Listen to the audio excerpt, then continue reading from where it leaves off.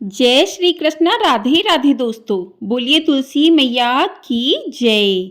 तो आज की वीडियो में हम जानेंगे कार्तिक मास में तुलसी के पास दीपदान क्यों किया जाता है, दीपदान करने से क्या होता है। इस बारे में श्री कृष्ण कहते हैं कि प्रिय श्रोताओं, एक दिन देवी सत्यभामा भगवान श्री कृष्ण के पास आईं और उनसे पूछने लगी, हे स्वामी, आपने मुझे तुलसी के पौधे को जल देने का महात्म्य तो समझा दिया, लेकिन कार्तिक मास में तुलसी के पास दीपक जलाने का क्या महात्म्य है। कार्तिक मास में रोज शाम को तुलसी के पास दीपक क्यों जलाया जाता है और इससे मनुष्य को क्या फल प्राप्त होता है। कार्तिक मास में तुलसी के पास दीपक जलाने की विधि क्या है और दीपक लगाते समय कौन से मंत्र का उच्चारण करना चाहिए, कृपया मुझे विस्तार से बताइए। तब भगवान श्री कृष्ण मुस्कुराते हुए बोले कि हे देवी, आज तुमने समस्त संसार के कल्याण की भावना से बहुत ही उत्तम प्रश्न किया है। तुम्हारे इस प्रश्न का उत्तर देने से पहले मैं तुम्हें एक प्राचीन इतिहास सुनाता हूँ, जिससे तुम्हें तुम्हारे सभी प्रश्नों के उत्तर मिल जाएंगे। इसलिए तुम इस कथा को ध्यानपूर्वक सुनो।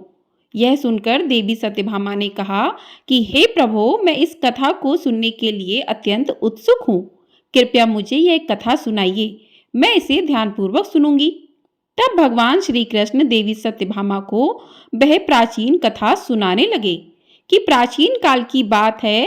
दक्षिण दिशा में तुंगभद्रा नाम की एक विशाल नदी बहती थी, जिसके किनारे हरिहरपुर नाम का एक सुंदर नगर बसा हुआ था। इस नगर में अभिजीत नाम के एक विद्वान ब्राह्मण निवास करते थे। वे अत्यंत गुणवान, चरित्रवान और धर्म का पालन करने वाले व्यक्ति थे, जिन्होंने वेदों और शास्त्रों का गहन अध्ययन किया था। श्रोताओं, अभिजीत की एक पत्नी थी, जिसे लोग दुराचारी कहकर पुकारते थे। उसके कर्म ही ऐसे थे जिससे लोग उसे यह नाम देते थे। वह हमेशा अपने पति का अपमान करती, उसे तुच्छ कहती और उन्हें दुखी करती। उसने कभी अपने पति के साथ प्रेम पूर्वक व्यवहार नहीं किया, न ही कभी उनके लिए भोजन बनाया। जब पति श्रोताओं या परिवार के लोगों को घर बुलाते तो वह उन्हें भी अपमानित करके भगा देती थी और स्वयं वह अन्य व्यभिचारिणी स्त्रियों के साथ घूमती रहती थी और पराये पुरुषों में उसकी रुचि थी।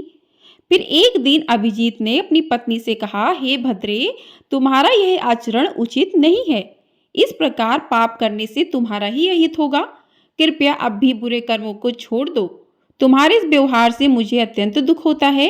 तब पत्नी ने क्रोध में उत्तर दिया, ना जाने किस पाप के कारण मेरा विवाह तुम जैसे भिखारी के साथ हुआ है। लगता है पिछले जन्म में मैंने अवश्य ही कोई बड़ा पाप किया होगा, तभी मुझे आपके जैसा निर्धन पति मिला है। मैं अब और सहन नहीं कर सकती। किसी दिन मैं तुम्हें छोड़ दूंगी और किसी धनवान पुरुष से विवाह करूंगी। फिर अभिजीत ने उत्तर दिया कि हे प्रिय, इस प्रकार के अपशब्द मत कहो। अपने पति को त्यागना उचित नहीं है। जो स्त्री अपने पति को छोड़कर पराये पुरुष के पास जाती है, उसे नरक में दंड भोगना पड़ता है। तब पत्नी ने फिर से कटु शब्दों में कहा, तुम्हें ही नरक में जाना पड़ेगा, क्योंकि तुम कोई काम नहीं करते, भीख मांगकर खाते हो। मैं इस झोपड़ी और नरक से तंग आ चुकी हूँ। तुम्हारे साथ रहना तो नरक में रहने के समान है। फिर भगवान श्री कृष्ण कहते हैं, हे देवी, जो स्त्री अपने पति का अपमान करती है और उसे छोड़कर पराये पुरुष के पास जाती है, उसके घर में हम हमेशा दुर्भाग्य आता है और उसे नरक में दंड अवश्य मिलता है। फिर एक दिन वह स्त्री वन में जाकर एक वृक्ष के नीचे खड़ी हो गई, क्योंकि उसका मन काम से भरा हुआ था और वह किसी सुंदर पुरुष की प्रतीक्षा कर रही थी। परंतु बहुत समय बीत जाने पर भी कोई पुरुष नहीं आया, जिससे वह अत्यंत दुखी हो गई। प्रियतम की खोज में वह इधर उधर भटकने लगी, लेकिन उसे कोई भी नहीं मिला। उस दिन उसका सारा प्रयास व्यर्थ हो गया और वह रोते हुए कहने लगी, आज कोई सुंदर पुरुष इस मार्ग से नहीं आया। मेरी कामना कैसे पूरी होगी? कौन मेरे इस सुंदर शरीर का उपभोग करेगा? मेरी जवानी यूं ही व्यर्थ चली जा रही है। वह विलाप करने लगी कि हे भगवान, कोई ऐसा पुरुष भेजिए जो मेरी इच्छाएं पूरी कर सके। चाहे वह मेरा भक्षण भी कर ले, मैं प्रसन्नता पूर्वक उसे अपना आलिंगन कर लूंगी। फिर भगवान श्री कृष्ण कहते हैं कि हे देवी, इस प्रकार से वह स्त्री जोर जोर से बिलाप करने लगी। तब उसी जंगल में एक भयानक बाघ निवास करता था और उस पापनी स्त्री की आवाज सुनकर वह जाग गया और उछलकर उस स्त्री का भक्षण करने के लिए उसके पास आ गया। उस बाघ का नाम था ध्वंस। ध्वंस का रूप अत्यंत भयानक था। उसका शरीर काले और नारंगी धारियों से युक्त था जो जंगल की छाया में घुल मिल जाता था। उसकी आंखें अंगारे की तरह लाल थीं जो अंधेरे में भी चमकती थीं। उसके जबड़े से लंबे तीक्ष्ण दांत बाहर निकले हुए थे जो किसी भी जीव को चीरने के लिए पर्याप्त थे। ध्वंस की लंबी मजबूत पूंछ उसकी ताकत का प्रतीक थी। वह अपनी बलिष्ठ टांगों से जंगल में तेजी से दौड़ सकता था। ध्वंस का पूरा शरीर शक्तिशाली मांसपेशियों से भरा हुआ था जिससे वह एक ही झपट्टे में अपने शिकार को धराशायी कर सकता था। उसकी नाक से बार बार गर्म सांसें निकलती थीं, मानो वह हर पल अपने अगले शिकार की तलाश में हो। ध्वंस का एकमात्र लक्ष्य उन पापी और दुराचारी लोगों का भक्षण करना था जिन्हें उसकी नीति ने सौंपा था। श्रोताओं, उस भयंकर बाघ को अपने सामने खड़ा हुआ देखकर उस स्त्री के पसीने छूटने लगे और वह भय से थरथर कांपने लगी। वह स्त्री कुछ करती इतने में ही उस बाघ ने अपने पंजे से उसे घायल कर दिया और वह स्त्री जमीन पर गिर पड़ी।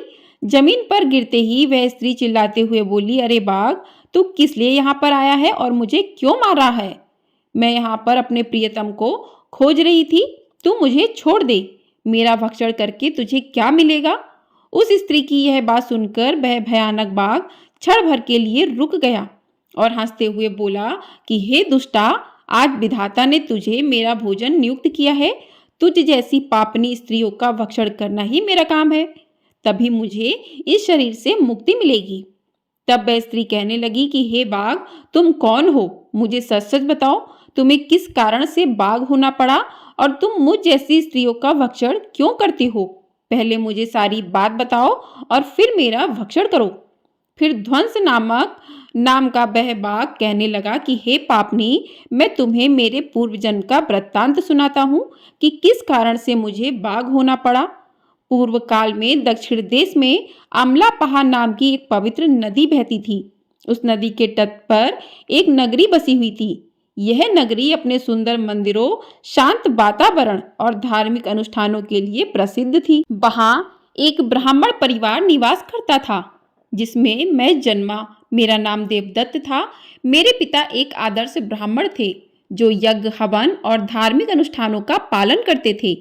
मैंने अपनी किशोरावस्था में वेदों का अध्ययन किया और यज्ञ आदि धार्मिक कार्य में पारंगत हो गया। लेकिन जैसे जैसे मैं बड़ा हुआ, मेरे मन में धन का लोभ बढ़ता गया। मैंने अनेक यज्ञों का आयोजन किया, लेकिन वे धार्मिक उद्देश्य से नहीं बल्कि धन के लिए थे। मैं पापियों के साथ बैठता था जो धर्म का पालन नहीं करते थे और उनके साथ भोजन करता था, और मैंने धन के लोभ में अनेक अनैतिक कार्यों का समर्थन भी किया। धर्म के मार्ग से भटकते हुए मैंने उन वस्तुओं का भी सेवन किया जिन्हें ब्राह्मणों को नहीं लेना चाहिए। मेरा मन इतना लोभ में डूब गया कि मैं बहाने बहाने में दूसरों से धन मांगता और फिर वापस नहीं करता था। मैंने अनेक प्रकार के छल कपट किए और इस प्रकार पाप करते हुए कई वर्ष बीत गए। फिर समय के साथ मेरा शरीर कमजोर हो गया, बाल सफेद हो गए, आंखें धुंधली हो गई और मुंह के दांत गिर गए। लेकिन धन का लोभ अभी भी मेरे मन में नहीं गया और मैं पाप करता रहा। फिर एक दिन धन के लालच में मैं फिर से नदी के किनारे गया, जहां मैंने अन्य धूर्त ब्राह्मणों के साथ मिलकर लोगों को ठगा। हम सभी ने झूठे मंत्रों का उच्चारण किया और बिना विधि विधान के ही देवी देवताओं का पूजन किया, लेकिन इसका उद्देश्य केवल अधिक से अधिक धन दान में प्राप्त करना था। हमने लोगों को धर्म के नाम पर धोखा दिया। फिर उस दिन मैंने काफी धन एकत्र किया, लेकिन उसी समय मेरे साथ एक भयानक घटना घटी। जब मैं उसी दिन नदी के तट पर बैठा हुआ था, तभी एक बीमार और भटकता हुआ कुत्ता मेरे पास आया। मैंने उसे दुत्कार कर भगा दिया, लेकिन वह क्रोध में आकर मेरे पैर में काट बैठा, जिससे मैं मूर्छित होकर वहीं गिर पड़ा और उसी क्षण मेरे प्राण निकल गए। फिर मेरी मृत्यु के बाद यम के 2 दूत प्रकट हुए जो काले और भयानक रूप वाले थे और उनके हाथों में जंजीरें थीं। उन्होंने मुझे पकड़ लिया और यमपुरी की ओर ले गए। फिर यमपुरी में मुझे यमराज के सामने खड़ा किया गया। यमराज ने अपने दिव्य सिंहासन से चित्रगुप्त को आदेश दिया कि वे मेरे कर्मों का लेखा जोखा प्रस्तुत करें। तब चित्रगुप्त ने बड़े ही गंभीर स्वर में कहा, हे धर्मराज, यह ब्राह्मण जिसका नाम देवदत्त था, इसने अपने जीवन में घोर पाप किए हैं। इसने धर्म के नाम पर लोगों को ठगा है और झूठे मंत्रों का उच्चारण कर यज्ञ किया है और भगवान का अपमान किया है, जिससे यह धन के लालच में धर्म से दूर हो गया और इसने कभी भी धर्म का पालन नहीं किया। इसलिए यही पापी ब्राह्मण नरक जाने के योग्य है। फिर यमराज ने अपने दूतों को आदेश दिया कि इस पापी को नरक की अग्नि में डाल दो, जिससे यह वहां जाकर अपने कर्मों का फल भोगे। इसके बाद मुझे नरक की भयंकर अग्नि में डाल दिया गया, जहां वर्षों तक मैंने वहां की यंत्रणा सहन की और मेरी आत्मा को भयंकर पीड़ा सहनी पड़ी। फिर अनेक वर्षों की सजा के बाद मेरे पापों के कारण मुझे बाघ का शरीर प्राप्त हुआ और मैं इस दुर्गम वन में निवास करने लगा। प्रिय श्रोताओं, ध्वंस ने अपनी कहानी को समाप्त करते हुए कहा, अपने पूर्व जन्म के पापों का प्रायश्चित करते हुए मैंने संकल्प लिया कि मैं कभी भी महात्मा, साधु पुरुष या सती स्त्रियों का भक्षण नहीं करूंगा। मैं केवल पापियों, दुराचार और कुलटा स्त्रियों का ही भक्षण करता हूँ, जिन्होंने अपने जीवन में अधर्म के मार्ग पर चलकर दूसरों को दुख दिया है। मुझे विश्वास है कि ऐसा करने से मुझे पापों से मुक्ति मिलेगी और मैं इस शरीर से जल्द ही मुक्त हो जाऊंगा। फिर भगवान श्री कृष्ण कहते हैं, हे देवी, इस प्रकार से उस बाघ ने अपने पूर्व जन्म का वृतांत सुना दिया और उस स्त्री से कहने लगा कि हे पापनी, तेरी आचरण से तू उल्टा दिखाई पड़ती है और अपने पति को छोड़कर तू इस वन में अन्य पुरुषों के साथ भोग विलास करने के लिए आई है। इसलिए आज तू मेरा आहार अवश्य बनेगी। इतना कहकर उस बाघ ने अपने तीक्ष्ण नाखूनों से उस पापी स्त्री को मारकर उसे खा लिया और फिर वह बाघ उस स्थान से चला गया। उस स्त्री की मृत्यु के बाद उस स्थान पर यम के 2 दूत प्रकट हुए और उस पापनी स्त्री को उठाकर यमपुरी में ले गए।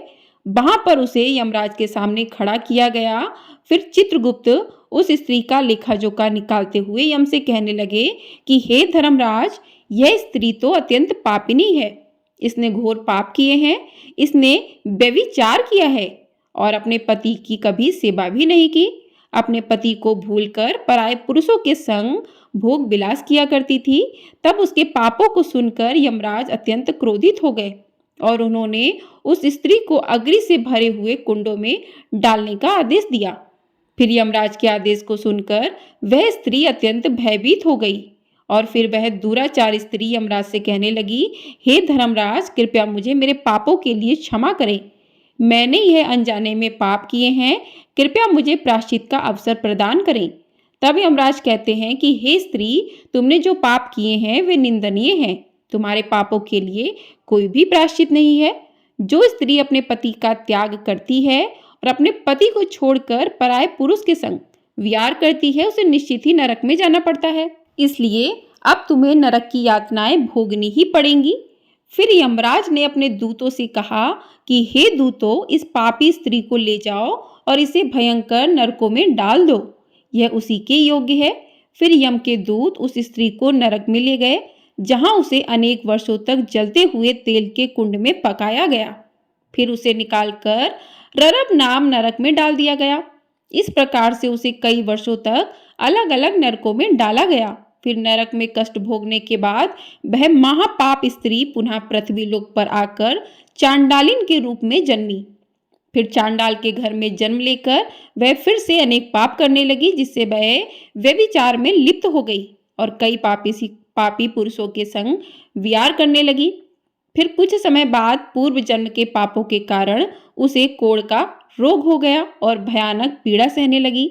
उसका शरीर जलने लगा और उसकी आंखों में भी पीड़ा होने लगी और इस कष्ट को सहते हुए वह एक दिन बिताने लगी। फिर एक दिन वह तीर्थ में स्नान करने के उद्देश्य से अंतापुर में चली गई।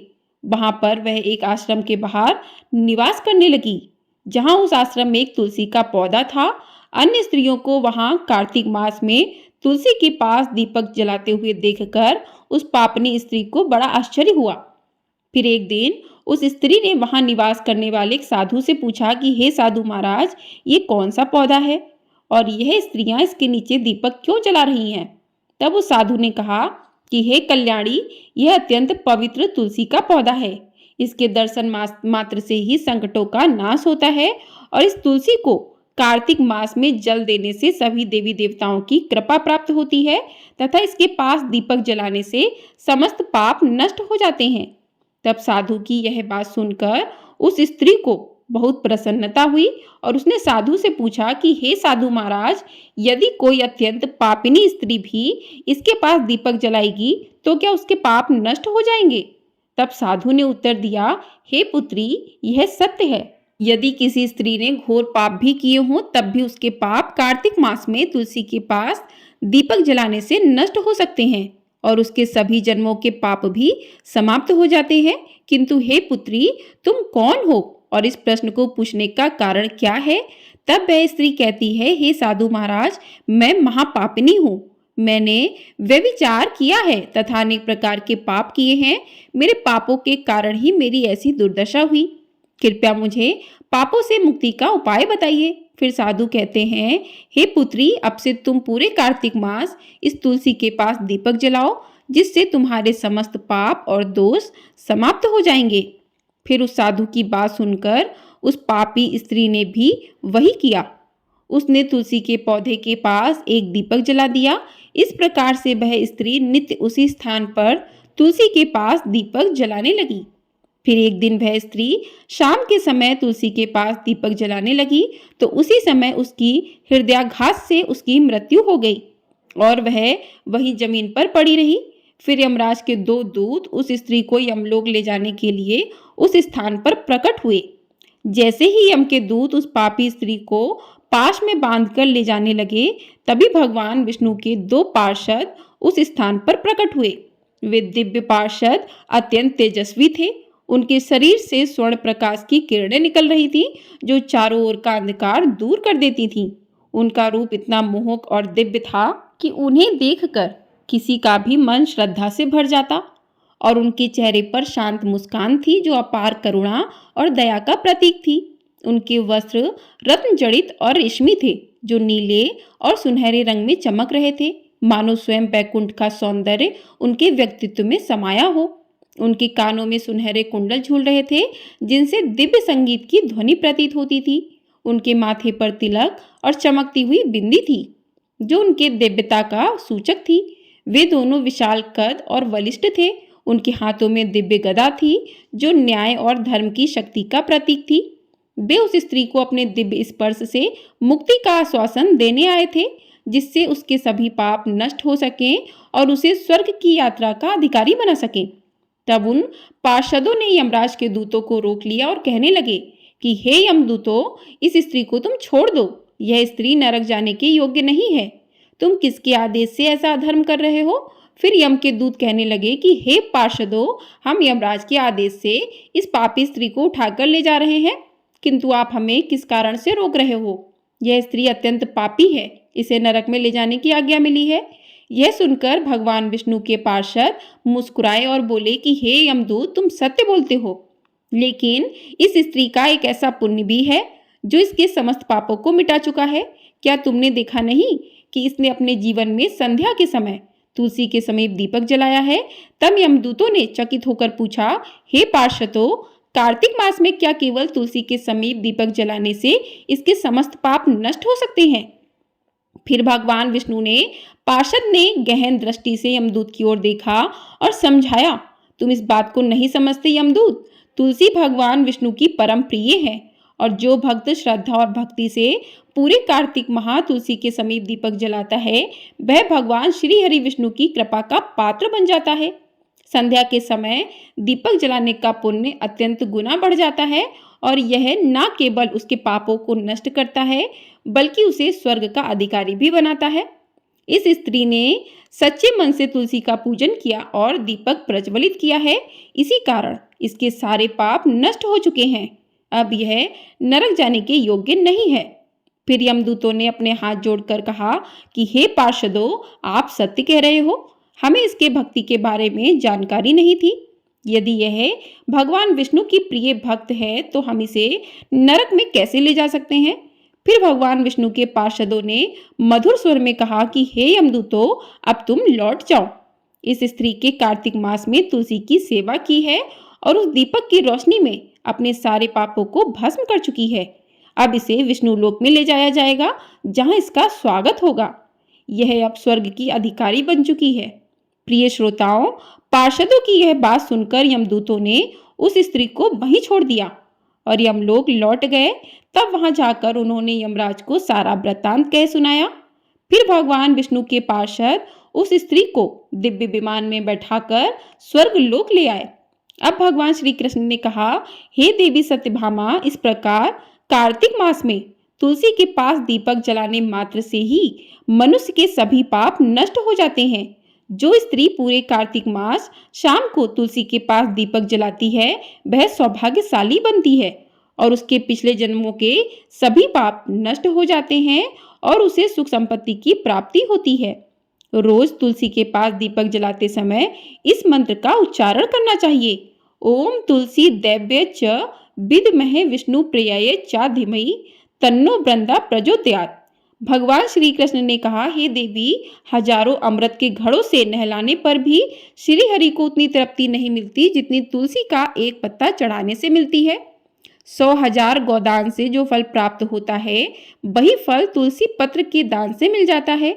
जो मृत्यु के समय अपने मुख में तुलसी पत्र का जल पा लेता है, वह संपूर्ण पापों से मुक्त होकर श्री कृष्ण के धाम जाता है। जब भक्त तुलसी के पास दीपक जलाता है तो उस प्रकाश में निहित ऊर्जा नकारात्मक शक्तियों को नष्ट करती है और सकारात्मकता का संचार करती है। यह आध्यात्मिक वातावरण को शुद्ध करता है और घर में देवताओं की कृपा को आकर्षित करता है। दीपक का प्रकाश अज्ञान के अंधकार को दूर करता है और ज्ञान की ज्योति को प्रज्वलित करता है। कार्तिक मास में तुलसी के पास दीपक जलाने से मनुष्य के भीतर शुद्धता और पवित्रता का भाव उत्पन्न होता है, जिससे उसकी भक्ति और ज्ञान की शक्ति बढ़ती है। यह माना जाता है कि जब व्यक्ति कार्तिक मास में तुलसी के पास दीपक जलाकर तुलसी की आरती करता है तो भगवान विष्णु का ध्यान सरलता से प्राप्त होता है। यह साधक के मन को स्थिरता और शांति की ओर ले जाता है, जिससे ध्यान में एकाग्रता बढ़ती है। कार्तिक मास में तुलसी के पास दीपक जलाने का अनुष्ठान सूर्यास्त के समय करना अत्यंत शुभ माना जाता है। इस समय दीपक जलाकर तुलसी माता की आरती की जाती है और भगवान विष्णु का स्मरण किया जाता है, जिससे विशेष पुण्य प्राप्त होता है। प्रतिदिन संध्या समय में तुलसी के पास दीपक जलाते समय ओम नमो भगवते वासुदेवाय मंत्र का जाप करना चाहिए। यह मंत्र घर की नकारात्मकता को दूर करता है और भगवान विष्णु की कृपा प्राप्त करता है। तुलसी के पास घी या तिल के तेल का दीपक जलाना शुभ होता है। घी का दीपक अधिक पवित्र माना जाता है, लेकिन यदि घी संभव ना हो तो तिल के तेल का दीपक भी जलाया जाता है। तिल के तेल का दीपक नकारात्मक ऊर्जा को नष्ट करने में सहायक होता है। ऐसा कहा गया है कि जो भक्त पूरे माह तुलसी के पौधे के पास दीपक जलाता है, उसे 7 जन्मों तक पुण्य की प्राप्ति होती है और उसे कभी दरिद्रता का सामना नहीं करना पड़ता। उसके घर परिवार में हमेशा सुख शांति और खुशहाली बनी रहती है। धार्मिक ग्रंथों में यह भी उल्लेख है कि कार्तिक मास में तुलसी के पास दीपक जलाने से पितृदोष, ग्रह दोष और काल सर्प दोष जैसी बाधाएं भी दूर होती हैं। इस उपाय से घर में नकारात्मक ऊर्जा का नाश होता है और सकारात्मक ऊर्जा का संचार होता है। कार्तिक मास में तुलसी के पास दीपक जलाने से आत्मा की शुद्धि होती है और यह जन्म जन्मांतर के पापों का नाश करता है। इससे आत्मा को शांति मिलती है और व्यक्ति को सद्गति की प्राप्ति होती है। यह भी कहा गया है कि यदि कोई व्यक्ति जीवन के अंतिम समय में जो भक्त कार्तिक मास में तुलसी के पास दीपक जलाकर भगवान श्री हरि विष्णु जी का स्मरण करता है, उसे मृत्यु के बाद यमदूतों का भय नहीं रहता और वह सीधे भगवान के धाम को प्राप्त करता है। कार्तिक मास में तुलसी के पास दीपक जलाने से देवी लक्ष्मी का आशीर्वाद भी प्राप्त होता है, जिससे व्यक्ति के जीवन में कभी भी आर्थिक संकट नहीं आता और हमेशा समृद्धि बनी रहती है। इस प्रकार भगवान श्री कृष्ण ने कार्तिक मास में तुलसी के पौधे के पास दीपक जलाने का महत्व बताया है। आशा करती हूँ कि आपको ये वीडियो पसंद आई होगी। वीडियो पसंद आई हो तो वीडियो को लाइक अवश्य कर दीजिएगा। आपका एक लाइक हमारे लिए बहुत अधिक महत्वपूर्ण होता है। और चैनल को यदि आपने सब्सक्राइब नहीं किया है तो चैनल को भी सब्सक्राइब कर लीजिएगा। आपको ये कहानी कैसी लगी कमेंट बॉक्स में ज़रूर बताइएगा। जय श्री कृष्णा, जय श्री हरि विष्णु अवश्य लिखिएगा। जय श्री कृष्णा।